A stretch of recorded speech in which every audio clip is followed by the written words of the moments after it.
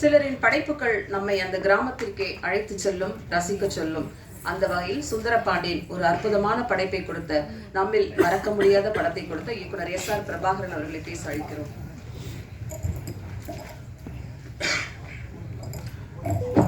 அன்பிற்குரிய அனைவருக்கும் வணக்கம். மதிமாறன் இதோட trailer audio launch. So first வந்து ஜிஎஸ் சினிமா தயாரிப்பாளர் நவீன் சீதாராமன் அவர்களுக்கு ஒரு பெரிய நன்றி. அறிமுக இயக்குனர் பாலா சாரோட பட்டறையிலிருந்து வர்றாரு மந்திர வீரபாண்டியன். ஸோ ஒரு முதல் வாய்ப்பு கொடுத்ததுக்காக தயாரிப்பாளருக்கு ஒரு பெரிய நன்றி. ஏன்னா ஒவ்வொரு இயக்குனருக்கும் அது முதல் பட இயக்குனருக்கு வாய்ப்புகள் தரவங்க வந்து லைஃப்பில் நம்ம எப்போவுமே மறக்கக்கூடாது. ஒரு பெரிய லைஃப்பை நம்ம ஜேர்னி ஆரம்பிச்சுடுறாங்க. ஸோ எப்போதுமே அந்த முதல் இயக்குநர்களுக்கு வாய்ப்பு தர எல்லா தயாரிப்பாளருக்குமே நான் நன்றி சொல்கிறது வழக்கம். அந்த வகையில் நவீன் சந்திரா தயாரிப்பாளருக்கு வந்து பெரிய நன்றி. அதுக்கிட்ட வந்து விழாவில் இருக்கக்கூடிய ஸ்டேஜில் இருக்கக்கூடிய எல்லாருக்குமே இப்போ பெரிய நன்றி. ராஜன் சார் இருக்காங்க, இசையமைப்பாளர் விழாவின் நாயகன் கார்த்திக் ராஜா சார் இருக்கார், நந்தகோபால் சார் ப்ரொடியூசர் இருக்காங்க, விஜயகாந்தன் இருக்கார், காளி வெங்கட் இருக்கார். இப்படி எல்லாருமே ரொம்ப முக்கியமான ஆட்கள் இருக்காங்க. ஜான் மேக்சன் இருக்காங்க, முருகானந்தன் நண்பர் இருக்கார். எல்லாருமே ரொம்ப அறிமுகமானவங்களுக்கு எல்லாருக்குமே ஒரு பெரிய நன்றி. டைரக்டரை பற்றி சில வார்த்தைகள் பேசணும்னு நினைக்கிறேன். மந்திர வீரபாண்டியன் நண்பர் வந்து என்னை சந்தித்து இந்த விழாவை கிடைக்கும் போது இந்த டைட்டில் என்ன, எதுக்காக மதிமாறன் அப்படின்னு சொல்லி கேட்டேன். நான் மதி மாறன் ரெண்டு இருக்குது, ரெண்டும் ஒரு ஹீரோவோட பேரா அது அப்படின்னு கேட்டேன். இல்லை மதின்றது வந்து ஹீரோயினோட பேர், மாறன்றது வந்து ஹீரோவோட பேர் அப்படின்னாரு. அதுக்கு ஒரு சின்ன விளக்கம் கொடுத்தார். இந்த மதின்ற பொண்ணு வந்து ரொம்ப படிக்காத பொண்ணு, அவளுக்கு வந்து படிப்பில் வந்து பெரிய நாலேஜ்லாம் இருக்காது அந்த கேரக்டருக்கு. மாறன் வந்து பேர் வந்து நெடுமாறன் அப்படின்னாரு. ரொம்ப ஷார்ட்டாக இருக்க ஒரு கேரக்டர், உள்ளமாக இருக்கார், அவருக்கு நெடுமாறன். படிக்காத ஒரு பொண்ணுக்கு வந்து மதி. ஸோ அந்த அந்த அந்த கான்ட்ராஸ்ட்டாக ஒரு பேர் வச்சது எனக்கு ரொம்ப பிடிச்சிருந்துச்சு. ஏன்னா பொதுவாகவே அப்படி தான் இயல்பாக வந்து ஒரு பேர் வைப்பாங்க. மேக்ஸிமம் சரஸ்வதின்னு பேர் வச்சுருப்பாங்க, படிப்பு வராது. கருப்பாக இருப்பாங்க, வெள்ளத்தோர் அப்படின்னு பேர் வைப்பாங்க. ரொம்ப நிறமாக இருக்கிறது கருப்பசாமின்னு பேர் வைப்பாங்க. இது வந்து இயல்பாகவே நடந்துடும். ஸோ அந்த மாதிரி நம்ம வாழ்க்கையில் ரொம்ப கனெக்ட் ஆகி ரொம்ப நெருக்கமாக இருந்துச்சு. ஸோ டைட்டிலுக்கே இவ்வளோ யோசிக்கக்கூடிய ஒரு டைரக்டர், ஒரு கான்ட்ராஸ்டாக வாழ்க்கையோட ஒன்றி போய் ஒரு தலைப்பை யோசிக்கக்கூடிய ஒரு இயக்குனர். நிச்சயமாக ஒரு நல்ல கருவை எடுத்திருப்பார், நல்ல கதை எழுதியிருப்பார், நல்ல திரைக்கதை அமைச்சிருப்பார் அப்படின்னு நான் நம்பினேன். ட்ரெய்லர் பார்க்கும்போது எனக்கு ரொம்ப பிடிச்சிருக்கு. சாங்ஸ் ரொம்ப நேர்த்தியாக எல்லாமே மேக்கிங் வந்து அந்த ஒரு அறிமுக ஹீரோவை வச்சு ஒரு பட்ஜெட்டில் என்ன பண்ண முடியுமோ அதை மிக சிறப்பாக அவர் பண்ணியிருக்காரு நான் நம்புகிறேன். ஸோ ரெண்டாவது பாலா சார்ட்ட ஒர்க் பண்ணிட்டு வந்திருக்காரு. அவர் எடுத்திருக்க கண்டென்ட்டு, அதாவது ஒரு உருவ கேலி செய்கிற இந்த உலகத்தை வச்சு அவங்கள விமர்சனம் பண்ணியும், அவங்களுக்கு ஒரு இந்த உருவ கேலி உள்ளவங்களாம் யாரை விமர்சனம் பண்ணுறோமோ, யாரை கேலி பண்ணுறோமோ அவங்களுக்கு ஒரு தன்னம்பிக்கக்கூடிய ஒரு கதையை எடுத்திருந்தார். சாங்க்கு இடையில வந்து சில டயலாக்ஸ் ரொம்ப நல்லா இருந்துச்சு, சூப்பராக இருந்துச்சு. ஸோ மந்திர வீரபாண்டியனுக்கு வந்து ஒரு பெரிய வாழ்த்துக்கள். நிச்சயமாக உங்களுக்கு ஒரு பெரிய எதிர்காலம் இருக்குன்னு நான் நம்புகிறேன். விழாவின் நாயகன் கார்த்திக் ராஜா சாரை பற்றி பேசியாகணும். பாண்டியன் படத்தில் வந்து அவரோட முதல் பாடல் பாண்டியன் ராஜ்யத்தில் உயலாளா, அது வந்து அடிக்ட் ஆகாத ஆளே கிடையாது. ஏன்னா அதில் வந்து ராஜா சார் மியூசிக்கு, அதை தாண்டி அந்த சாங், அவரோட ஃபஸ்ட்டு சாங்கு ரொம்ப சின்ன வயசில் அவர் போட்டார். அந்த சாங் வந்து அவ்வளோ அப்படி ஒரு அடிக்ட் ஆச்சு எல்லாத்தையும். அந்த படத்துலேயே வந்து ராஜா சார் தாண்டி பாண்டியன் ராஜ்யத்தில் உயலாளா சாங் வந்து ஹிட் ஆச்சு. அன்றைக்கி இருக்க யங்ஸ்டர் எல்லாம் ரொம்ப திரும்ப திரும்ப கேட்ட ஒரு பாடல். ஸோ இன்னமும் அது எல்லா பக்கம் முடிச்சுக்கிட்டு இருக்கு. ஸோ இந்த படத்தில் ரெண்டு சாங்குமே ரொம்ப நல்லா இருக்குது, ரொம்ப சூப்பராக இருக்குது. பாடல் எழுதின பாலா சீதாராமன், வாழ்த்துக்கள் அவருக்கு. ரொம்ப ஞானக்கரவை நண்பர் அவர் தான், எனக்கு ரொம்ப நெருக்கமானார். சாங்ஸ் ரொம்ப நல்லா வந்திருக்கு. பாடல்களை கேட்கும்போதும் சரி, விஷுவல்ஸ் பார்க்கும்போதும் சரி, ரொம்ப நம்பிக்கையாக இருக்குது. நிச்சயமாக மதிமாறன் திரைப்படம் வந்து பெரிய வெற்றியிடம் நம்ம வளர்த்துறேன். ஹீரோ சத்யன் செங்குட்டுவான் ஆமாம், ரொம்ப சிறப்பாக வருவார். நிச்சயமாக அவருக்கு ஒரு பெரிய எதிர்காலம் இருக்குது. உருவம் தாண்டி இந்த உருவத்தோட இந்த ஹைட்டோட ஒரு ஹீரோ வந்து நிற்கும் போது நிச்சயமாக அவருக்கு வந்து அடுத்து ஹீரோவாக எத்தனை படங்கள் கிடைக்கும்னு எனக்கு தெரியாது. அதை தாண்டி எல்லா படங்களையும் அவருடைய முகம் வரும். மிக பிரபலமான ஒரு நடிகர் வருவார் நான் நம்புகிறேன். அவருக்கு ஒரு பெரிய வாழ்த்துக்கள். இவானா உங்கள் எல்லாருக்குமே ரொம்ப தெரியும், ரொம்ப சிறப்பாக பண்ணியிருக்காங்க. அப்புறம் ஹீரோவோட பேரா பண்ணியிருக்கோங்க, ரொம்ப ரொம்ப நல்லா இருக்கு. என்னன்னு ஆராத்தியா, அவங்களுக்கு ஒரு பெரிய வாழ்த்துக்கள், பெரிய வரவேற்பு. இன்னொன்று வந்து அவர் அந்த ஹீரோவும் அந்த அவரோட லவ்வரையும் அந்த காம்போ பிடிச்சார் பாருங்க. அந்த ஹைட்டுக்கு பிடிக்காமல் கொஞ்சம் கூட ஒரு மிடிலாக வச்சிருக்கலாம். கொஞ்ச நேரம் ரொம்ப தப்பாக தெரியாது, ஆனால் நல்ல ஹைட்டாக ஒரு பொண்ணு, ரொம்ப ஷார்ட்டாக ஒரு பையன் அப்படின்னு அவர் யோசிச்சார்ல, அதுவே ரொம்ப அழகாக இருந்துச்சு. நிச்சயமாக மதிமாறன் திரைப்படம் வந்து ஒரு பெரிய வெற்றி அடையும். படக்குழுவினருக்கும் தயாரிப்பாளருக்கும் கார்த்திக் ராஜா சாருக்கும் ஒரு பெரிய வாழ்த்துக்கள். அதை தாண்டி இந்த படத்துக்கு நான் பேச வரும்போது நண்பர் வந்து மந்திர வீரபாண்டியன் பேசும்போது சொன்னார், ஆனால் உங்கள் மனசுக்கு பட்டதை பேசுங்க, உங்களுக்கு என்ன தோணுச்சோ பேசுங்க, இந்த ஃபங்க்ஷனை பற்றி மட்டும் தான் நீங்கள் பேசுன்றது இல்லை அப்படின்னு என்கிட்ட கேட்டார். இப்போ கரண்ட்டில் இருக்க விஷயம் வந்து ஞானவேல் ராஜா சாருக்கும் அமீர் சாருக்குமான பிரச்சனை. ஆனால் அதை நான் இங்கே பேச விரும்பலாம். என்ன காரணம் அப்படின்னா, நானே ஒரு மேடையில் ஒரு கோரிக்கை வச்சேன். எந்த விழாவுக்கு வருகிறோமோ, எந்த பாடல் பற்றி பேசணுமோ, எந்த மியூசிக் டைரக்டர் பற்றி பேசணுமோ, எந்த டைரக்டர் பற்றி பேசணுமோ அவங்கள பற்றி பேசுவோம். அந்த விழா சார்ந்து, அந்த களம் சார்ந்து வாழ்த்துவோம்னு சொன்னேன். ஸோ அதை நானே தொடர்ந்து கடைபிடிக்கும்னு நான் நினைக்கிறேன்.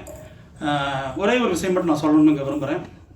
சுரேஷ் கமாச்சி அண்ணன் பேசும்போது சொன்னாங்க, அதாவது ஒரு புது டைரக்டர்ஸ் வந்து ஒரு 2 கோடி ரூபா ஒரு கதை சொல்லுவாங்க, அவளை இல்லை ப்ரொடியூசர் சொன்ன உடனே காம்ப்ரமைஸ் ஆகிட்டு 1.5 கோடி ஒத்துக்குருவாங்க.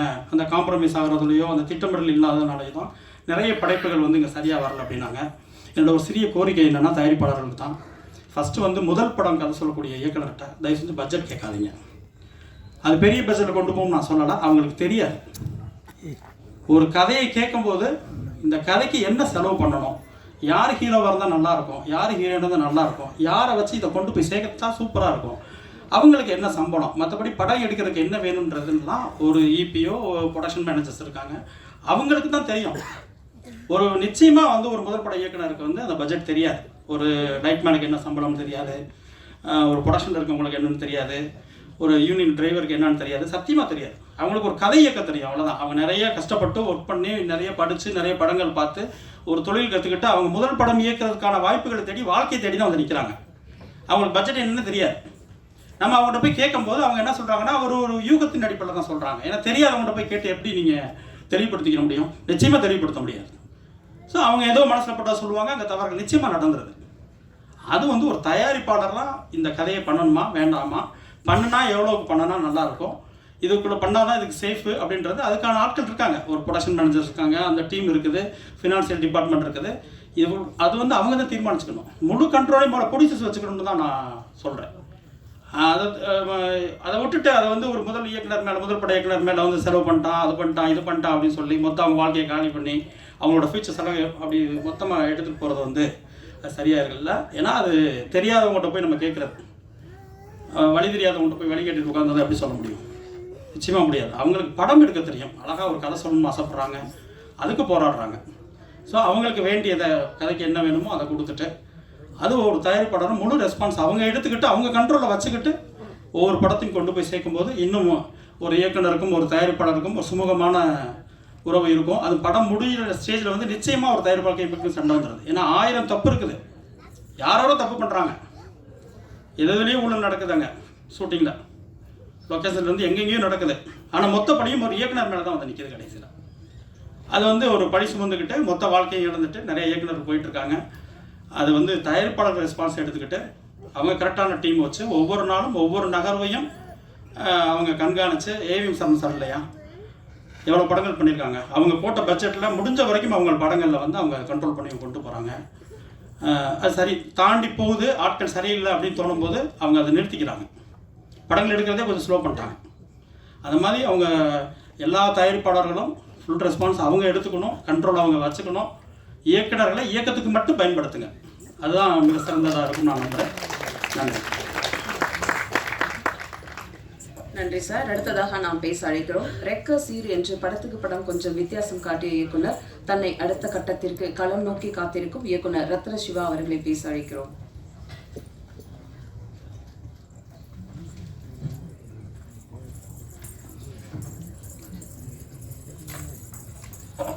எல்லாருக்கும் வணக்கம். இது ஒரு வாழ்த்து மேடை, மந்த்ரா.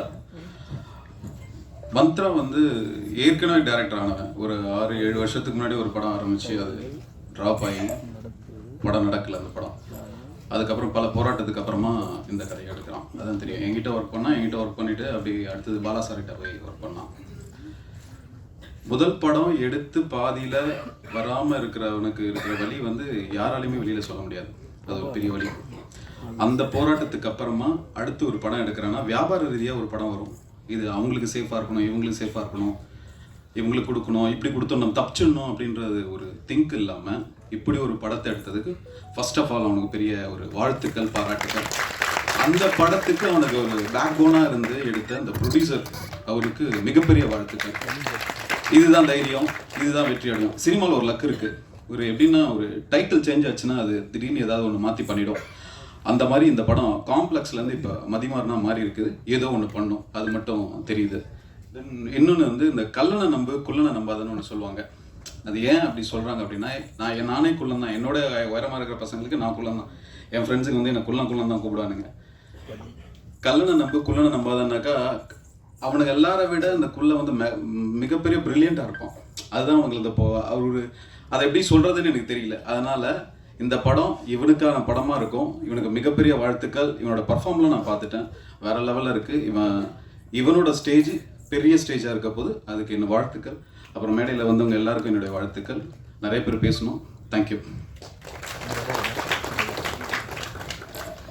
நன்றி. அடுத்து நாம் பேச அழைக்கிறோம். ஒரு நடிகருக்கு நல்ல கதாபாத்திரங்கள் அமைவது ஒரு வரமே. நண்பனாக, கணவனாக, மாமனாக, மகனை கொஞ்சி தவழும் தகப்பனாக கொடுக்கும் கேரக்டர்கள் எல்லாம் வாழும் தமிழ் சினிமாவின் தங்கப்புள்ள காளி வெங்கட் அவர்களை உங்கள் முன் பேச அழைக்கிறோம்.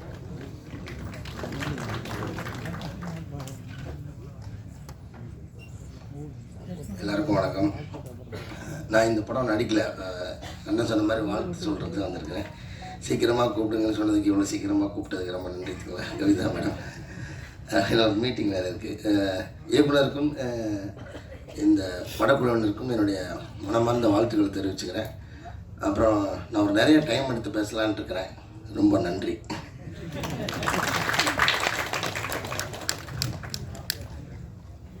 அடுத்து நாம் பேச அழைக்கிறோம். அவரவர் வாழ்க்கையில் ஆயிரம் மாற்றங்கள் சொன்னவர், எதுகை மோனையுடன் கட்டுப்பிடி பாடல்கள் தந்து வெட்டி பிடித்து தந்தவர், சோகம் சுகம் தாய் காதல் என்று வார்த்தைகள் பிழிந்து கொடுத்த மைய கவிஞர் புன்னகை பிரியன் ஸ்நேகன் அவர்களை உங்கள் முன் பேச அழைக்கிறோம். எல்லாருக்கும் வணக்கம். காலதாமதமாக வந்ததுக்கு மூலம் மன்னிக்கணும். இந்த மேடையில் அண்ணன் காளி வெங்கட் சொன்ன மாதிரி நான் எழுதலை. இருந்தாலும் வாழ்த்து சொல்ல அன்பையும் வாழ்த்தையும் தருவதற்கான மேடையாக தான் பல்வேறு பணிகளுக்கு மத்தியில் ஓடி வந்திருக்கிறேன். மந்த்ராவை பற்றி என்னுடைய மனைவி நிறைய சொல்லியிருக்காங்க. அவங்க எல்லாமே சேர்ந்து அந்த தேடுதல் காலகட்டங்களில் அவர் பட்ட போராட்டங்கள், அவருடைய ஸ்கிரிப்ட் கூட என்கிட்ட ஒன்று இருக்குன்னு நினைக்கிறேன், படிக்க கொடுத்தது. அவ்வளோ போராட்டத்துக்கு அப்புறம் இந்த படத்தை வந்து இன்றைக்கி இந்த லெவலுக்கு கொண்டு வந்திருக்காங்க. மிகச்சிறந்த போராளி, நிறைய தேடுதலோடு இருந்தார் அப்படின்னு. அந்த நட்பில் இவர் இன்றைக்கி தான் நான் நேராக சந்திக்கிறேன். ஆனால் அவங்க சொல்லி அவர் மேலே ஒரு பெரிய மரியாதை எனக்கு உண்டு. அதே மாதிரி இந்த படத்துடைய தயாரிப்பாளர் என்னுடைய நெருங்கிய நண்பர். அவர் வந்து இந்த படத்தை நம்பி, மந்த்ராவையும் அந்த கதைக்களத்தையும் நம்பி இறங்கி இன்றைக்கி அதை எப்படியாவது வெளியில் கொண்டு வந்துடணும்.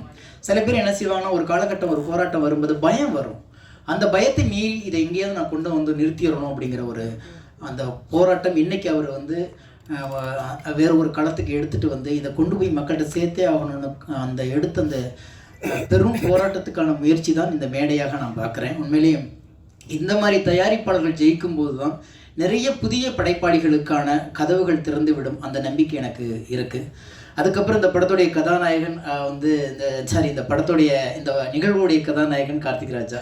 அவரை பற்றி பேசணுன்னா மணிக்கணக்கில் நான் பேசிகிட்டே இருக்கணும். காரணம் என்னன்னு கேட்டிங்கன்னா, நான் ஆரம்ப காலகட்டங்களில் பாடல் எழுதும் பொழுது இளையராஜா சாருடைய வீட்டுக்குள்ளே முதலாக நான் அடி எடுத்து வச்சது அவர் மூலியமாக தான் எடுத்து வச்சேன். அது பல நாள் இரவு பகல் பார்க்காம அவருக்கு ஒரு சின்ன ஸ்டுடியோ உள்ளே வச்சுருப்பார். அங்கேயே படுத்து, அங்கேயே எழுதி ஒரு அற்புதமான இசையமைப்பாளர். அவருக்கான களம் இன்னும் கிடைக்கலையோன்னு எனக்கு மிகப்பெரிய ஏக்கம் இருந்துக்கிட்டே இருக்கும். அவ்வளோ திறமைகளும் அவ்வளோ ஒரு அந்த உழைப்பும் கொட்டிக்கிட்டே இருக்கார். அவருக்கான சரியான ஒரு களம் கிடைக்கலையோ அப்படிங்கிற ஒரு மிகப்பெரிய ஏக்கம் அவரை பார்க்கும் போதெல்லாம் எங்கள் நட்புக்குள்ளே இருக்கும். எங்களுக்குள்ளே அவ்வளோ பெரிய ஒரு நட்பு இருக்குது. தொடர்ந்து அது வந்து கொண்டிருக்கிறது. அதை இந்த படம் மறுபடியும் அடுத்த கடத்துக்கு எடுத்துகிட்டு போகிற நம்பிக்கை இருக்கிறது. அதே போல் இதில் நடித்தவர்கள், இந்த படம் வந்து எப்போவுமே ஒவ்வொரு சினிமாவும் இந்த சமூகத்தில் ஏதோ ஒன்று சொல்ல தான் வந்து கொண்டே இருக்கிறது. வெறுமனே ஒரு காலகட்டத்தில் பொழுதுபோக்காக வந்து போய்கிட்டு இருந்த அந்த காலகட்டம் மலையேறி விட்டது. ஏதோ ஒன்று சொல்லணும்னு ஆசைப்படுது, அது எத்தனை பேரை சேர்ந்து போகும்னு தெரியுது. ஆனால் இந்த படம் உருவக்கேளிகளை பற்றி ஒரு அழுத்தமான ஒரு பதிவு பண்ண வந்திருக்கிறது. எனவே நல்ல விஷயங்களை கொண்டு போய் சேர்க்கறதுக்கு களம் பத்திரிகையாளர்கள் தான். எல்லோருமே உழைப்போம், புதிய படைப்புகள் வந்துட்டு இருக்கணும். காரணம், ஒரு சமூகம், எந்த சமூகம் படைப்பாளிகளையும் படைப்பையும் கொண்டாடுதோ அதுதான் உயர்ந்த சமூகமாக இருக்கும். அதுதான் வளர்ச்சி அடைஞ்ச சமூகத்தை வளர்த்து விடுவதற்கான ஒரு பெரிய காலகட்டம் இருக்கும். எனவே படைப்புகள், படைப்பாளிகளை எப்போதுமே நம்ம தூக்கி கொண்டாட வேண்டிய ஒரு காலகட்டத்தில் தான் இருந்துகிட்டே இருக்கும். படைப்புகள் மட்டும் புதிதாக இல்லை என்றால், புதிய சிந்தனைகள் இல்லை என்றால், மறுமலர்ச்சிகளும் பரிணாம வளர்ச்சிகளுமே இல்லாமல் தொலைஞ்சு போயிருக்கும். எங்கேயோ ஒரு இடத்துல இன்னும் நம்ம வந்து காடோடிகளாகவும் எங்கேயோ ஒரு தேடுதலை வேட்டையாடிய சமூகமாகவே வாழ்ந்துட்டு இருந்திருப்போம். படைப்புகள் தான் நாகரிகத்திலிருந்து அடுத்தடுத்த கட்டத்தில் புதிய சிந்தனைகளை படைத்து கொண்டு இருக்கிறது. எனவே அப்படி வளர்ச்சி அடைந்து கொண்டிருக்கின்ற சமூகத்திற்கு இந்த கருத்தும் வேறொரு களத்தை எடுத்து போகும் என்ற நம்பிக்கை இருக்கிறது. மிகச்சிறந்த உழைப்பாளிகள், போராளிகள் சேர்ந்து ஒரு படைப்பை கொடுத்திருக்கிறார்கள். மக்களிடம் கொண்டு போய் சேருங்கள். நன்றி, வணக்கம், வாழ்த்துக்கள். நன்றி. அடுத்து நாம் பேச அழைக்கிறோம் தமிழ் சினிமாவின் தவிர்க்க முடியாத இயக்குனர் பாலாவின் மாணவர். சமுதாயம் சந்தையாக மாறாமல் இருக்க உங்கள் பக்கத்தில், உங்கள் எதிரில் இருக்கும் சக மனிதனை எந்தவித அற உணர்வும் இல்லாமல் கேலிகளால் கீழே தள்ளுவதை நிறுத்துங்கள் என்று இன்றைய மக்களுக்கும் நாளைய சமூகத்துக்கும் சொல்லும் படம் மதிமாறன். தன்னுடைய முதல் படத்திலேயே அற்புதமான எண்ணத்தோடு, அழகான வண்ணத்தோடு இயக்கிய அறிமுக இயக்குனர் மந்த்ரா வீரபாண்டியன் அவர்களை உங்கள் முன் பேச அழைக்கிறோம்.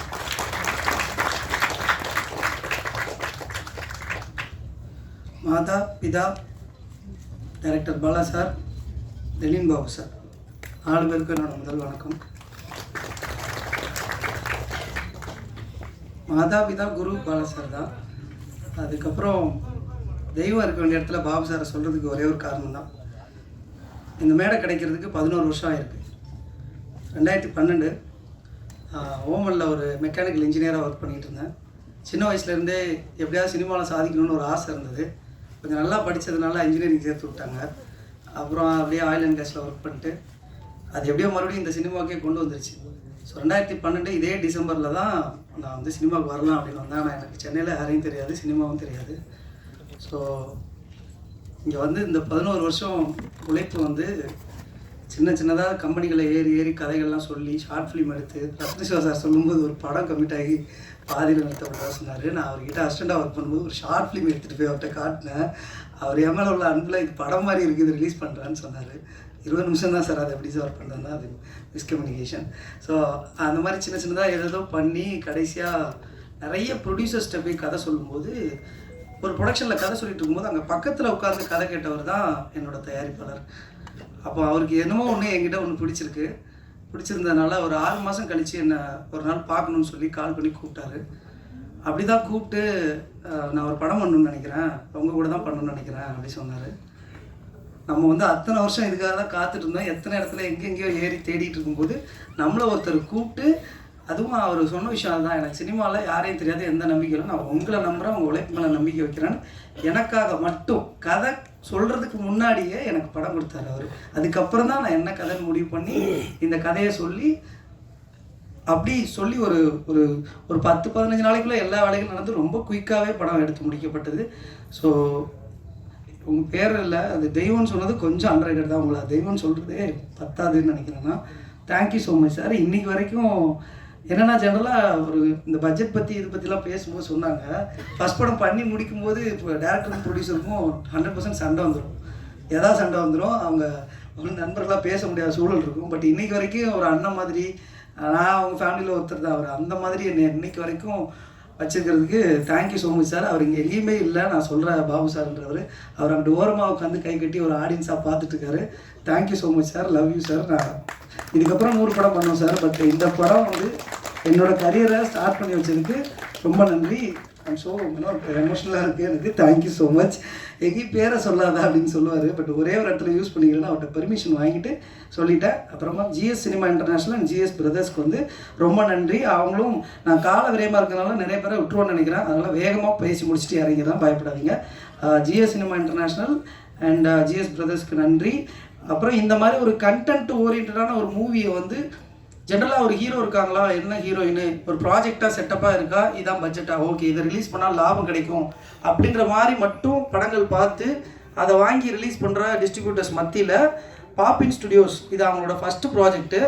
ஃப்யூச்சரில் அவங்க நடித்து சொல்கிறேன், அவங்க தமிழ் சினிமாவில் தவிர்க்க முடியாத ஒரு டிஸ்ட்ரிபியூஷன் கம்பெனியாக இருப்பாங்க. இந்த மாதிரி ஒரு கண்டென்ட்டை பார்த்துட்டு எங்களுக்கு இந்த படம் தான் ஃபஸ்ட்டு படமாக இருக்கணும். இப்போயே ஒரு 4-5 படம் வாங்கி வச்சுருக்காங்க, பட் இந்த படம் தான் ஃபஸ்ட்டு படமாக இருக்கணும்னு சொல்லி இந்த ஒரு சொல்கிறது ஒரு கதாநாயகனா பெரிய கதாநாயகன் இல்லை, அப்படி இருக்கிற ஒரு படத்தை வந்து இவ்வளோ அழகாக ஒரு பப்ளிசிட்டி பண்ணி கொண்டு போகிறாங்க. பாப்பின் ஸ்டுடியோவுக்கு என்னோட மனமார்ந்த நன்றிகள். நீங்கள் இல்லைனா இது சாத்தியம் இல்லை. Thank you so much Poppin Studios. And Mathimaran coming to story. எனக்கு சின்ன வயசுலேருந்தே எப்போவுமே ஒரு சின்ன காம்ப்ளெக்ஸ் இருக்கும் மனசுக்குள்ளே. காம்ப்ளெக்ஸ்னோன்னா ரொம்ப தாழ்வு மனப்பான்மை அந்த மூடு இல்லை.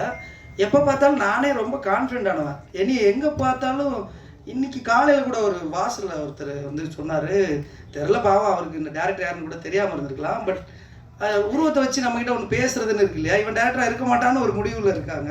ஸோ வந்து ஏதோ ஒன்று பேசிட்டு போனார். ஸோ இது இங்கே மட்டும் இல்லை, நான் வந்து டவுன் சவுத்து ஒரு சிவந்திப்பட்டின்னு ஒரு சின்ன கிராமத்துலேருந்து வர்றேன். அங்கேருந்து நான் பாளையங்கோட்டைன்னு ஒரு ஒரு ஒரு ஒரு பாளையங்கோட்டைன்னு ஒரு வட்டம், அங்கே வந்து ஒரு சின்ன சிட்டியில் ஒரு ஸ்கூலில் படிக்க வரும்போது நம்ம உருவம் கொஞ்சம் கிராமத்து பையன், கொஞ்சம் ஏழ்மையான குடும்பத்துலேருந்து வரோம். அதை பார்த்துட்டு இவெல்லாம் சரிப்பட மாட்டான்ற ஒரு லுக்கே இருக்கும். அப்புறம் நம்ம நல்லா படிப்போம், ஃபஸ்ட் ரேங்க் ஸ்கூல் ஃபஸ்ட்லாம் வாங்கும்போது ஓ அப்படியா பரவாயில்லையா நல்லா நீயா ஃபஸ்ட் ரேங்கு அப்படின்ற ஒரு விஷயம் இருக்கும். அப்படியே அங்கே ஓமனுக்கு போனால் நான் பார்த்தது ஒயிட் கலர் ஜாபு. நான் மெக்கானிக்கல் இன்ஜினியரிங் படிக்க வந்தேன், அதை விட்டுட்டேன் நடுவில்.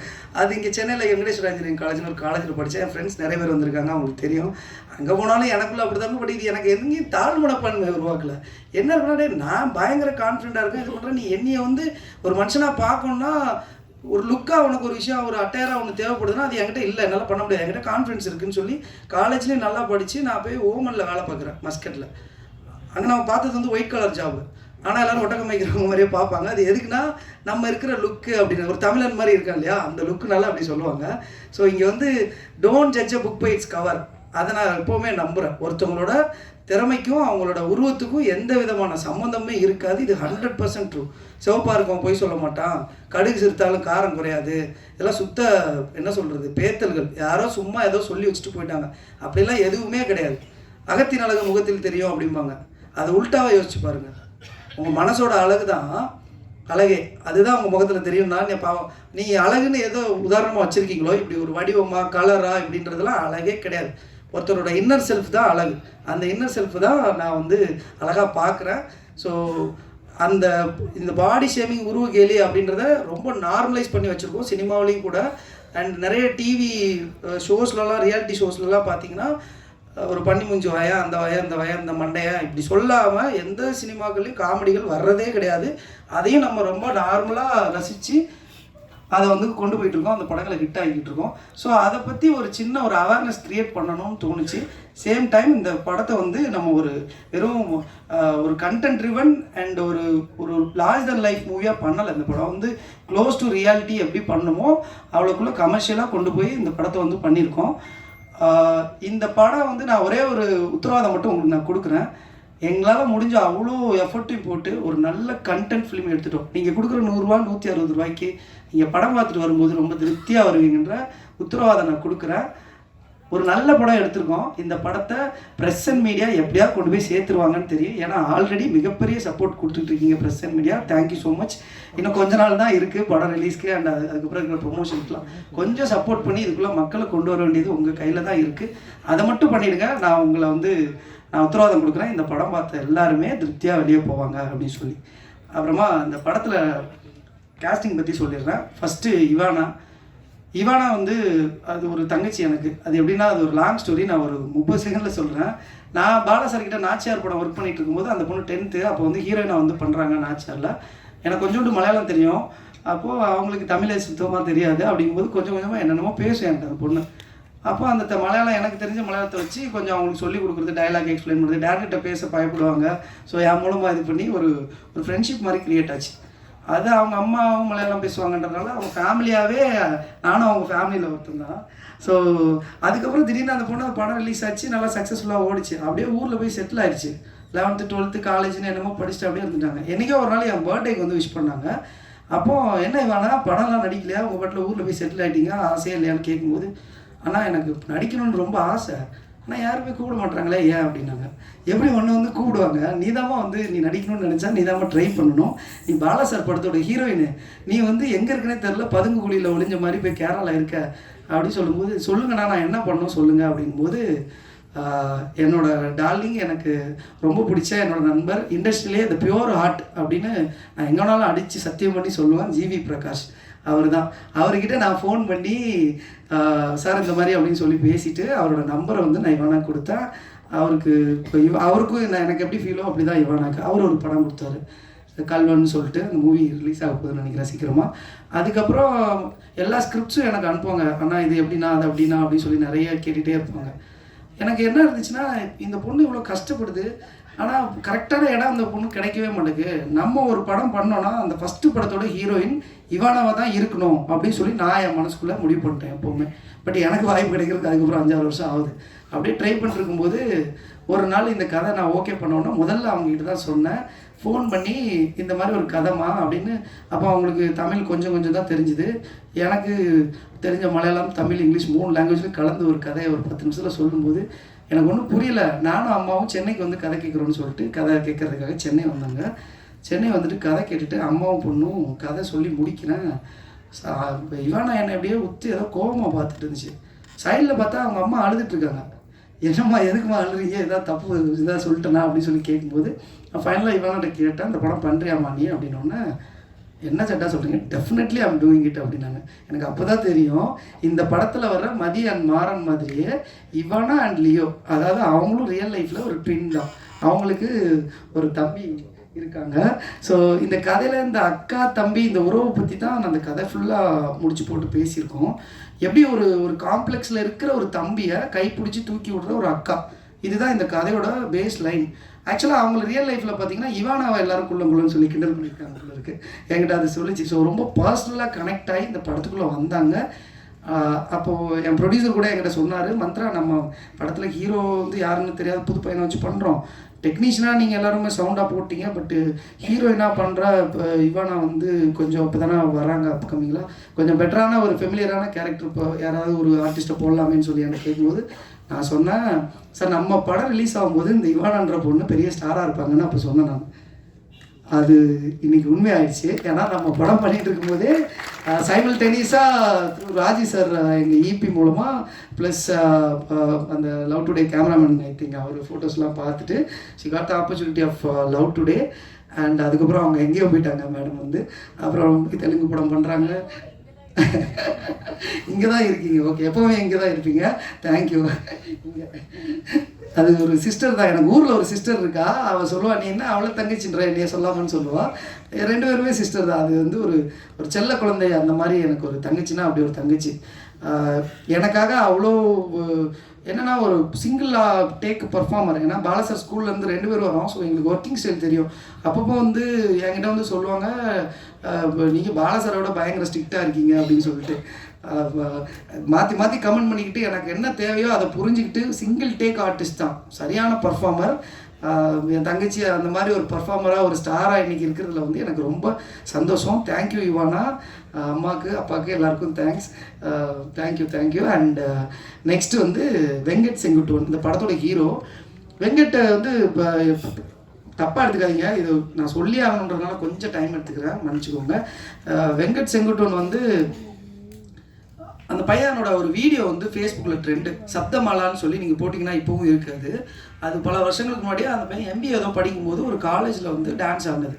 அவ்வளோ சூப்பரான ஒரு டான்ஸ் பண்ணியிருப்பான் அந்த பையன். அதை பார்க்கும்போது நல்லா இருக்கு, எனக்கு எதுவுமே புரியல, பட் ஏதோ பயங்கரமாக ட்ரெண்டியான ஒரு வீடியோ பார்த்துருந்தேன், அவ்வளோதான். அதுக்கப்புறம் இந்த கதை கமிட் ஆனதுக்கப்புறம் எனக்கு வந்து ஒரு ஹீரோவை டுவார்ஃபாக சிஜி பண்ண வைக்கிற அளவுக்கு பட்ஜெட் இல்லை. ஸோ அப்போ வந்து ஒரு ரியல் லைஃப் டுவார்ஃபே நம்ம இந்த படத்தில் கமிட் பண்ணலாம் ஹீரோவான்னு சொல்லும்போது ஜாஃபர், இப்போ உங்கள் எல்லாருக்கும் தெரியும் விக்ரம்லாம் நடிச்சிட்டு இருக்காரு, ஜாஃபர் வந்து கதை கேட்டு அவர் பண்ணுறதா இருந்தது. அப்புறம் அவருக்கு விக்ரம் அந்த படங்கள்லாம் கொஞ்சம் டேட்ஸ் இஷ்யூனால அவர் பண்ணலை. அப்போ நான் போய் இந்த படமே ட்ராப்பு அப்படின்னு சொல்லி, ஏன்னா அந்த கேரக்டர் யாருமே பண்ண முடியாது, அது ரியல் லைஃபாக ஒருத்தங்களை கண்டுபிடிக்கிறது ரொம்ப கஷ்டமாக இருந்தது. படமே ட்ராப்னு போய் ஒரு டீக்கெட்டில் உட்காரும்போது என் ஃப்ரெண்டு நாகூர் தான், என்னடா இதுக்கெல்லாம் போய் உட்காந்து சோர்ந்து ஃபீல் பண்ணிருக்கோம், ஃபோனை கொடுன்னு சொல்லிட்டு ஃபேஸ்புக்கில் சும்மா ஒரு சர்ச் பண்ணோம் இந்த மாதிரி இருக்கிறவங்களோட வீடியோஸ். சர்ச் பண்ணால் அந்த வீடியோ சப்தமாலா வீடியோ மறுபடியும் வந்துச்சு எனக்கு. என்னன்னா இந்த வெங்கட்ன்றவன் அதுக்கு 4 வருஷத்துக்கு முன்னாடி பாலா சார் ஆஃபீஸில் வந்து என்னைய பர்சனலாக வந்து பார்த்து, நான் தான் அங்கே கோஆர்டினேட்டராக இருக்கும்போது வந்து பார்த்து அவனோட ஃபோட்டோஸ் எல்லாம் கொடுத்துட்டு போயிட்டு ஃபேஸ்புக்கில் எனக்கு அந்த வீடியோவையும் அவன் நம்பரையும் அனுப்பிச்சி வச்சுருந்தான். ஸோ நான் பார்த்தோன்னே எனக்கு ரொம்ப ஹாப்பி ஆகிடுச்சு. உடனே அவனுக்கு ஃபோன் பண்ணேன். மறுநாளே எங்கே இருக்கிறான்னா, நான் இருந்து அதே அசோக் பில்லரில் தான் இருந்தான். மறுநாளே வந்தான், அவன்கிட்ட பேசினேன். அதுக்கு அடுத்த நாளே ப்ரொடியூசரை மீட் பண்ணான். அடுத்த நாளே சைன் பண்ணி அவன் தான் ஹீரோவை கமிட் ஆகி அட்வான்ஸ் வாங்கிட்டு போயிட்டான். நெக்ஸ்ட் மந்த்லேருந்து ஷூட்டிங். இப்படி தான் இருந்துச்சு. அவனுக்கு வாய்ப்பு கிடைச்சது. நிறைய ஆக்டர்ஸ் இந்த மாதிரி ப்ராசஸில் இருப்பீங்க. ஸோ அவனுக்கு எப்படி இந்த வாய்ப்பு கொஞ்சம் ஒருவேளை லக்கியாக ஃபீல் ஆகலாம், அப்படியே சட்டுன்னு கிடச்சிச்சான்னு கிடையாது. அவன் அத்தனை வருஷம் சினிமாவில் கஷ்டப்பட்டுருக்கான். இப்போ ரீசனாக வரப்போகிற அயலான் படத்தில் அந்த ஏலியனோட பாடிக்குள்ளே அவன் தான் நடிச்சிருக்கான். ஒருத்தன் எப்போ வந்து தன்னோட முகம் தெரியலன்னா கூட பரவாயில்ல, ஒரு படத்துக்காண்டி நம்ம வந்து அந்த படத்தில் ஃபுல்லாக இருக்க போகிறோம். பட் நம்ம முகமே தெரியாது, நம்ம அதை நடிச்சிருக்கோம்னு யாருக்குமே தெரியாது. ஆனாலும் அந்த சினிமா மேலே கொண்ட காதல்னால அவன் வந்து அந்த படம் ஃபுல்லாக அந்த பாடிக்குள்ளே அவன் இருந்து அது ஒரு மேக்கப் போட்டு அவ்வளோ நாள் கேரி பண்ணி அத்தனை வருஷம் கஷ்டப்பட்டு அந்த படம் நடித்ததோட பலன் தான். சினிமா அவனுக்கு திருப்பி கொடுத்துருக்க அன்பு தான் இந்த படத்தில் அவனுக்கு ஹீரோவாக கிடச்சிருக்கிற ஆப்பர்ச்சுனிட்டின்னு நான் சொல்லுவேன். அப்புறமா தேங்க்ஸ்டா. அந்த பையன் ஒரு பர்ஃபார்மன்ஸ் பண்ணியிருக்கான். நானே எங்களை பற்றி பேசக்கூடாது, சுரேஷ் காமத் சார் சொல்லும்போது சொன்னார் என்னைய மாதிரியே பண்ணியிருக்கான் அப்படின்னு. அதுதானே ஒரு ஆர்டிஸ்ட்க்கு வேணும். ஒரு டேரக்டரோ ஒரு கொரியோகிராஃபரோ அவங்க என்ன சொல்லிக் கொடுக்குறாங்களோ அதை உள் வாங்கிக்கிட்டு பண்ணுறது தான் ஒரு ஆர்டிஸ்டோட பெரிய திறமை நினைக்கிறேன். அவர் சொன்ன அந்த ஒரு வார்த்தை போதும், நான் என்ன சொல்லிக் கொடுத்தனோ அதை பண்ணியிருக்கான். அவனுக்கு மிக சிறந்த ஃப்யூச்சர் இருக்குது. அவன் வந்து தமிழ் சினிமாவில் தவிர்க்க முடியாத ஒரு ஆக்டராக வருவான் அப்படின்றத நான் அந்த இடத்துல அடித்து சொல்கிறேன். அப்புறமா எங்கள் படத்தோட ஹீரோயின் ஆராத்யா, அந்த பொண்ணுக்கு வந்து இதான் ஃபர்ஸ்ட் ஃபிலிம். ரொம்ப பேஷனேட்டடான ஒரு பொண்ணு. அவங்க வந்து நான் இந்த படத்துக்கு வந்து நிறைய ஆர்டிஸ்ட்டை கூப்பிட்டு இந்த ரோல் சொல்லும்போது ஒரு டுவார்ஃபுக்கு நான் எப்படி ஹீரோவாக பண்ணுறது அப்படின்னு தயக்கம் காட்டினாங்க நிறைய பேர்.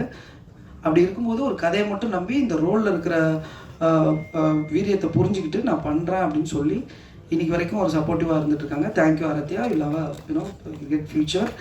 அண்டு சுதர்ஷன், அவர் வந்து நாளைய இயக்குனரில் வந்து பெஸ்ட் ஆக்டர் அவார்டு வாங்கினவர். அவர் எனக்கு ரெகுலர் ஃப்ரெண்டு. டீ கடையில் நாங்கள் எப்போவுமே டெய்லி பேசிகிட்டு இருப்போம் சினிமா தான். அப்படி பேசிகிட்டு இருக்கும்போது ரொம்ப தாகமாக பல கம்பெனிகளுக்கு அலைஞ்சி தமிழ் மட்டும் இல்லாமல் தெலுங்குலாம் போய் எங்கேயோ ட்ரை பண்ணி ஏதோ ஒன்று பண்ண ட்ரை பண்ணிகிட்டே அலைஞ்சிட்டே இருக்கிற ஒரு ஆர்டிஸ்ட்டு. சரி, ஆஸ் அ ஃப்ரெண்டாக வந்து அவனோட சரி ஓகே நம்ம இந்த கதையில் ஒரு கேரக்டர் இருக்குது, பட் அது கொஞ்சம் கம்மியாக இருக்குது. அப்போ அவனுக்கு ஏதாவது ஒன்று பண்ணணும், ஒரு ஆக்டிங் வெறி உள்ள ஒருத்தன் அப்படிங்கும்போது அவனுக்கு ஒரு விஷயம் நான் பண்ணேன். அவன் இந்த படத்தில் ஆக்சுவலாக அவன் ஒரு ஹீரோ தான் பண்ணியிருக்கான். அந்த ரோல் வந்து அது ஒரு ஹீரோய்க்கான ஒரு ரோல்.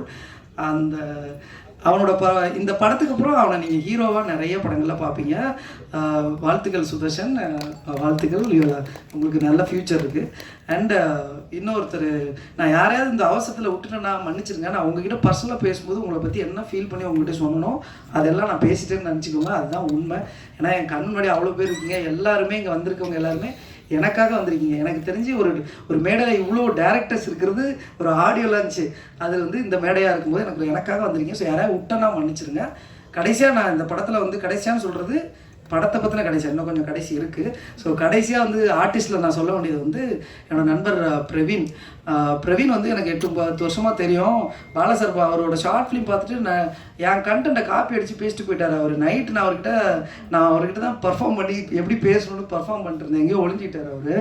நான் பேச வேண்டியதெல்லாம் அவர் பேசிட்டு போயிட்டார். Thank you Praveen, love you. Thank you. நம்ம மற்ற இன்டர்வியூஸ்லாம் பேசுவோம், அதை பற்றி டைமில் நீங்கள் காப்பி அடிச்சிருக்கக்கூடாது. Thank you Praveen and love you Praveen. Tamil சினிமாவுக்கு என் ஃப்ரெண்டுன்றதுனால சொல்லலை, பிரகாஷ்ராஜ், நவாசுதீன் சித்திக் மாதிரி தமிழ் சினிமாவுக்கு ஒரு ஆளாக வருவையா நீங்கள். வாழ்த்துக்கள், கண்டிப்பாக இது பண்ணுவேன். அப்புறமா படத்தோட கேஸ்ட் அண்ட் குரூப். இந்த படத்துக்கு வந்து பர்வேஷ் வந்து கேமரா பண்ணியிருக்காரு. பர்வேஷ் வந்து அவர் ஒரு பயங்கரமான, இந்த கதைக்கும் அவனோட வாழ்வியலுக்கும் சம்மந்தமே இல்லை. ஏன்னா அவர் வந்து பெரிய ரிச்சாக மும்பையில் போயிட்டு ஹிந்தி படங்கள் மட்டும்தான் ஒர்க் பண்ணுவார். ரவிகே சாரோட அசிஸ்டண்ட்டு ப்ளஸ் அவரோட சன் சாந்தாவோட படங்கள்லாம் ஒர்க் பண்ணுவார். Love Ranjan movies and Kabir Singh இந்த மாதிரி படங்கள்லாம் வந்து பண்ணிவிட்டு அவன் எனக்கு அகைன் அந்த நாகூர்னு ஒரு ஃப்ரெண்ட் இருக்கான். அவன் தான் எனக்கு தெரில, அவன் லைஃப்பில் நிறைய விஷயங்களை எனக்கு சொல்லி விட்ருவான். இந்த ஹீரோ வேணா உடனே நம்பர் கொடுப்பான், அப்புறம் யாராவது கேமரா வேணும்னா உடனே கொடுப்பான், யார் வேணாலும் கொடுப்பான். எனக்கு கல்யாணம் மட்டும் தான் அவன் பண்ணி வைக்கல, வேறு எல்லாமே பண்ணியிருக்கான். தேங்க்ஸ்டா நாகூர், எங்கேயோ ஒழிஞ்சிட்டு இருப்பான், நன்றிடா மச்சான். ஸோ அவன் தான் நாகூரோட ஃப்ரெண்டு. அவன் வந்து கேமராமேனை எனக்கு கொடுத்து பண்ணுவான்டா அப்படிங்கும்போது பண்ணும்போது ரொம்ப ஸ்டைலிஷாகவும் இருக்கும் படம். அதே நேரத்தில் வில்லேஜ் போர்ஷன்ஸ் பார்க்கும்போது நீங்கள் பார்த்துருப்பீங்க. நீங்கள் ஸ்டைலிஷான போர்ஷன் எதுவும் இன்னும் பார்க்கல, படத்தில் பார்ப்பீங்க. இது சிட்டி அண்ட் வில்லேஜ் ட்ராமா. வில்லேஜாகவும் சிட்டியாகவும் ரொம்ப அழகாக காட்டியிருக்கேன் மச்சான். ஒரே ஒரு செகண்ட் எனக்காக மேடையில் வந்துட்டு போ, சேர் இல்லைன்றதுனால ரொம்ப நேரம் கீழே உட்காந்துருக்கேன். Thank you Parvesh, thank you. அவனும் ஒரு தமிழ் சினிமாவில் தவிர்க்க முடியாத ஒரு கேமராமேனாக வருவான். அதுக்கப்புறம் எடிட்டர் சதீஷ் சூர்யா சார், அவர் பாலா சார் படங்கள் பண்ண எடிட்டர், ப்ளஸ் வந்து சூரை போற்று, இறுதி சுற்று, இந்த மாதிரியான படங்கள்லாம் பண்ண எடிட்டர். நான் வளரணும்னு நினைக்கிற ஒரு நண்பர், அவர் எனக்காக இந்த படம் பண்ணி கொடுத்துருக்காரு. Thank you Sathish Suriya sir. எங்கேயோ ஃப்ளைட்டில் மாட்டிக்கிட்டாரு, அதனால் அவர் வரல ஃபங்க்ஷனுக்கு. அண்ட் ஆர்ட் டைரக்டர் மாயப்பாண்டி அண்ணன், எங்கள் அண்ணன் தான். அவர் தம்பி எப்படியா ஜெயிக்கணும்னு சொல்லிட்டு எனக்காக, நான் கொடுத்த பட்ஜெட்டில் எனக்காக ஒரு ஒர்க் பண்ணி கொடுத்துருக்காங்க. ஸோ ஆல்மோஸ்ட் என்னோடய டெக்னீஷியன் வேறு யாராவது விட்டு தான் மன்னிச்சுக்கோங்க. நெக்ஸ்ட்டு வந்து நான் வந்து ஒரு ஆடுகளம் நரேன் சார் ஒரு ரோல் பண்ணியிருக்காங்க. Thank you so much Naren sir. உங்கள் ரோல் வந்து ரொம்ப இம்பார்ட்டண்ட் இந்த படத்தில். அண்ட் எம்எஸ் பாஸ்கர் சார், அவர் எங்கள் அப்பா, அவ்வளோதான் ஒரே வார்த்தை, அவரை பற்றி எல்லோரும் புகழ்வாங்க. இந்த படத்தில் அவர், நானும் அவரும் சேர்ந்து ஒரு மேஜிக் ஒன்று இருக்குது. அவரோட அந்த ஒரு சீன் போதும் என்னோடய படத்தை காப்பாற்றணுன்ற நம்பிக்கை இருக்குது. Thank you Bhaskar sir. And cameraman, editor எல்லோரும் சொல்லிட்டேன், சுதர்ஷன். அண்ட் ஃபைனலாக இந்த விழாவோட நாயகன், அவரை பற்றி எங்கேயும் சரி கம்மியாக தான் பேசுவாங்க, இந்த விழாலையும் கம்மியாக தான் பேசியிருக்காங்க. அது என்னன்னு தெரியல. ஆமாம், என்னென்னா எனக்கு இந்த படத்தில் நிகழ்ந்த மிகப்பெரிய மேஜிக் வந்து கார்த்திக் ராஜா அப்படின்னா அவர் ஒழுங்காக வேலை பார்க்க மாட்டார். அவருக்கு கொஞ்சம் ஈகோ இருக்குது, யாரையும் வந்து இது பண்ண மாட்டார். அவர்கிட்ட என் போகிற நல்லா பண்ண மாட்டார். இப்போ தயவு செஞ்சு வேறு யார்ட்டையாவது புதுசாக கொஞ்சம் பழையான ஆள் சுற்றி இப்படி தான் அவரை பற்றி. இப்போ நீங்கள் வெளியே போய் கேட்டாலும் நிறைய பேரோட ஒப்பீனியன் அப்படி தான் இருக்குது. அது ஏன்னு தெரியல. மீட் பண்ணுற வரைக்கும் எனக்கும் அப்படி தான் இருந்துச்சு. நான் வந்து சின்ன வயசுலேருந்தே அவரோட ஃபேன். நான் எதுக்கு ஃபேன்னா, அவரோட சவுண்டிங் வந்து எனக்கு ரொம்ப பிடிக்கும். அவர் வந்து உல்லாசம் படத்தில் இந்த சவுண்ட் மிக்ஸ் என்ன அழகாக இருக்கும். அதே மாதிரி டும் டும் டும், அப்புறம் காதலா காசு மேலே காசு வந்து உங்களுக்கு நிறைய சாங்ஸ்லாம் இவர் தான் பண்ணாரான்னு தெரியாது. ப்ளஸ் ராஜா சார் கூடயே இருந்து நிறைய ஒர்க்ஸ்லாம் பண்ண ஒரு மியூசிக் டைரக்டர். ஸோ அவரோட ஒர்க்ஸ் வந்து எனக்கு பர்சனலாக பிடிக்கும். ஸோ நான் வந்து இவங்களாம் என்னை பயம் காட்டினாங்க, இவர்கிட்ட போகாதன்னு தான் எல்லாருமே சொன்னாங்க. அப்போ நான் என் ப்ரொடியூசர்கிட்ட சொன்னேன், சார் எனக்கு இவர் வேணும் அப்படிங்கும்போது, உங்களுக்கு பிடிச்சதை பண்ணுங்க மந்த்ரான்னு எப்போதும் சொல்கிற மாதிரி என்னை கூட்டிகிட்டு போனார். நான் போய் கார்த்திக் ராஜா சாரை பார்த்து ஒரு ஸ்டுடியோவில் ஏதோ ரெக்கார்டிங் இருந்தார், ஹிந்தி படமோ ஏதோ பேக்ரவுண்ட் பண்ணிருந்தார். நான் போயிட்டு, சார் நான் ஒரு டேரக்டர் இந்த மாதிரி ஒரு படம் வந்து கதை சொல்லணும்னு சொன்னேன். சொல்லுங்கன்னாரு. 10 நிமிஷம் சொன்னேன், நல்லா இருக்குது, பட் வந்து என்ன மாதிரி சாங்ஸ் வேணும், 10 நிமிஷம் தான் கதை சொல்கிறீங்க அப்படின்னாரு. நான் ஒரு கையில் ஹார்ட் டிஸ்க் கொடுத்தேன். ஏன் அப்படின்னா, நான் படம் முடிச்சுட்டு தான் இந்த படத்துக்கு மியூசிக் டைரக்டர்கிட்டே போனேன். படத்தில் 5 சாங்ஸ் இருக்குது. 5 சாங்ஸுமே நான் இளையராஜா சாரோட சாங் போட்டு ஷூட் பண்ணி எடிட் பண்ணி அப்படியே படமாக கொடுத்தேன். அப்போ அவர் ஒன்று சொன்னார், அவர் கொஞ்சம் பயந்தாருன்னு நினைக்கிறேன். யாராயவன் வித்தியாசமாக வந்து பேசிகிட்டு இருக்கான்னு நினச்சாருன்னு நினைக்கிறேன். ஸோ என்ன சொன்னார்னா, நான் படம் பார்க்குறேன் தம்பி, சார்னார், தம்பின்னு சொல்லல. அப்போது படம் பார்க்குறேன் சார், எனக்கு பிடிச்சிருந்தா நான் பண்ணுவேன், இல்லைனா நானே உங்களுக்கு வேறு நல்ல மியூசிக் டைரக்டர் ரெஃபர் பண்ணுறேன் அப்படின்னு சொன்னார். சரி ஓகே, நமக்கு பிடிச்ச ஒருத்தர் இது பண்ண மாட்டார் போல, சரி பார்ப்போம் அப்படின்னு சொல்லிட்டு விட்டுட்டு வீட்டில் போய் தூங்கிட்டேன். அப்போது மறுநாள் மார்னிங் 5:30க்கு எனக்கு ஒரு கால் வந்துச்சு. கால் வந்தோன்னா கார்த்திக் ராஜா காலிங், என்ன சொல்ல போகிறாரு தெரில. சரி ஓகே, தேங்க்யூ சார், பார்த்துக்கலாம் அடுத்த படத்துலன்னு சொல்லலான்னு தான் காலை எடுத்து இது பண்ணேன். அவர் சொன்ன முதல் வார்த்தை இன்னும் என் காதில் விழுந்துகிட்டே இருக்குது, one of the best films in my career நான் பண்ண போகிறேன் அப்படின்னு சொன்னார். என்ன சார் சொல்கிறீங்க, ஏதாவது என்ன பாராட்டணும்னு சொல்கிறீங்களா சார் அப்படின்னா, இல்லைங்க நான் வந்து நிறைய படங்கள் வேணான்னு சொல்லிடுவேன், இல்லைனா ரொம்ப கஷ்டப்படுற ப்ரொடியூசர்ஸ்க்கு பட்ஜெட்டே இல்லாமல் சின்ன சின்ன படங்கள் மட்டும் அப்பப்போ பண்ணுவேன், அது அந்த ஃப்ரெண்ட்ஷிப்காக பண்ணுவேனே ஒழிய எனக்கு படங்கள் பண்ணுற இன்ட்ரெஸ்ட்டே போயிடுச்சு. ஒரு பக்காவான படத்தில் ஒரு கம்பேக்காக வரணும் மறுபடியும் தமிழ் சினிமாலான்னு சொல்லி இருந்தேன். இந்த படம் என்னை அந்த இடத்துக்கு கூட்டிகிட்டு போகும்னு நான் நம்புகிறேன். என்னால் இந்த படத்துக்கு நீங்கள் சொல்ல விரும்புகிற இந்த கருத்தை என்னால் என்ன முடியுமோ சொல்லி இந்த படத்தை நான் ஜெயிக்க வைக்கிறேன்னு சொன்னார். தேங்க்யூ ஸோ மச் சார், சொன்னதை செஞ்சுருக்கீங்க. அண்ட் 5 பாட்டு நான் எடிட் பண்ணிட்டேன். அந்த 5 பாட்டுக்குமே எப்படி பேக்ரவுண்ட் ஸ்கோர் போட வேணா, திரும்ப எடிட்லாம் போடல, ரீஎடிட்லாம் போட, ஒரு அந்த 5 சாங்குக்குமே அப்படி பர்ஃபெக்டாக ஒரு வெட்டமைச்சு அது அந்த பாட்டு வந்து எப்படி இருக்குன்னா, இப்போ நீங்கள் பார்த்தீங்க இந்த பாட்டு வந்து பாட்டு ரெக்கார்ட் பண்ணிட்டு தான் ஷூட் பண்ணியிருப்பாங்கன்ற மாதிரி இருக்கும், பட் அது அப்படியே உல்ட்டாவாக பண்ணது. Thank you so much Karthik Raja sir. And இந்த மாதிரி இந்த 5 சாங்குமே இப்படி ரிவர்ஸில் பண்ணும்போது அதில் எழுதுறது ரொம்ப முக்கியம். ஸோ எங்கள் அண்ணன் இவரை பாராட்டணும்னு எனக்கு இப்போ தேவையில்லை. ஏன்னா அவருக்கு தெரியும் அவங்க அன்பு ரொம்ப, இது ஒரு மாதிரியான ஒரு காதல். எங்கள் அண்ணன் ஞானகரவேல் இந்த படத்தில் 4 பாட்டு எழுதியிருக்காரு. அண்ணனை பற்றி நான் காலம் ஃபுல்லாக பேசிகிட்டே இருக்க போகிறேன். ஸோ அதனால் இந்த மேடையில் டைம் கம்மியாக இருக்கிறதுனால அண்ணன்ற வார்த்தையே போதும் எனக்கு. அண்ணன் தேங்க்யூண்ணா. உங்களோட ரொம்ப அண்டர்ரேட்டட் ஒரு கவிஞர் நீங்கள். முன்னணியில் எப்போவோ இருந்திருக்கணும், லேட்டில் நம்ம வந்துடலாம் பெருசாக. தேங்க்யூ ஞானகரவேல் அண்ணா. அப்புறம் பாலா சீதாராமன் அவர்கள் வந்து பூலோகமேனு ஒரு நல்ல சாங் ஒன்று எழுதி கொடுத்தாரு. அவரும் எங்களை மாதிரியே சினிமாவில் அவரோட ஆர்வத்துக்கு தீனி போடுற மாதிரி அண்ணன்கிட்ட பெர்மிஷன் வாங்கிட்டு ஒரு பாட்டு மட்டும் நான் அவரை யூஸ் பண்ணிக்கிறேன்னு சொல்லிட்டு பண்ணேன். Thank you Bala Sitharaman sir, thank you so much. நல்ல ஒரு பாட்டு எழுதியிருக்கீங்க. ஃபைனலாக ஒரே ஒரு விஷயம், ஜஸ்ட் 30 செகண்ட்ஸில் முடிச்சிடறேன். நன்றி. நிறைய எழுதி வச்சுருக்கேன், எல்லாரையும் சொல்ல முடியல, எல்லாரையும் பேசினேன் அப்படின்னு நினச்சிக்கோங்க. Thank you so much. அப்புறம் இந்த இடத்துல நான் நிற்கிறதுக்கு காரணமாக இருக்கிற எங்கள் அம்மாவுக்கும் அப்பாவுக்கும் நான் ரொம்ப நன்றி சொல்லிக்கிறேன். ஏன்னா ஒரு 11 வருஷம் வந்து ஒரு ஃபேமிலி வந்து உங்களை தாங்கி பிடிக்கணும். அந்த 11 வருஷம் வந்து நீங்கள் சம்பாதிக்க வேண்டியது எதுவுமே இல்லாமல், எந்த சம்பளமும் இல்லாமல் இருக்குது. இப்போது எங்கள் அப்பா அம்மா வந்து படிக்காதவங்க. நான் வந்து ஒரு 1.5 லட்ச ரூபா சம்பளம் வாங்கிட்டு ஓமனில் வேலை பார்த்த வேலையை விட்டுட்டு நான் திடீர்னு வந்து நான் சினிமாவுக்கு போகிறேன் அப்படின்னு சொல்லும்போது, அம்மா எப்போவுமே அம்மா இல்லை, அவங்களுக்கு அம்மா வந்து சிம்பிளாக ஒன்று சொன்னாங்க, உனக்கு அப்படியே சினிமாக்கு அம்மா போமா, உனக்கு என்ன தோணுதோ பண்ணு அப்படின்ட்டாங்க. அப்பா வந்து அவருக்கும் சினிமா அதெல்லாம் தெரியாது, என்ன சினிமா என்னன்னு புரியல. நீ ஏதோ ஆசைப்படுற, நீ பண்ணுடா அப்படின்னு அந்த நிமிஷத்தில் சொன்னாங்க. பட் 11 வருஷம் வெயிட் பண்ணுறாங்க. 11 வருஷம், எனக்கு 33 இயர்ஸ் ஆகுது. இந்த இப்போ வரைக்கும் இப்போ நான் சுமக்க வேண்டிய சுமையெல்லாம் எங்கள் அப்பா வந்து சுமந்துட்டுருக்காங்க. இந்த வயசில் கூட அவர் வந்து ஒரு பழக்கடை வச்சு என்னோட சுமையை தோளில் தாங்கிக்கிட்டு என் ஃபேமிலி எனக்காக எடுத்துகிட்டு போயிட்டுருக்காரு. அவர் கடைசியாக ஊர்லேருந்து வரும்போது பார்த்தேன். அப்போ அவர் என்கிட்ட ஒரு கேள்வி கேட்டார், என்னடா படம் எடுத்தேன்னு சொன்னேன், என்ன ரிலீஸ் ஆக மாட்டேங்குது, எப்போ கேட்டாலும் அடுத்த மாதம்னே சொல்கிறேன், இது என்ன, இது வந்துருமா இல்லை வேறு ஏதாவது தொழில் பண்ணுறியா என்னடா அப்படின்னு சொல்லி கேட்டார்.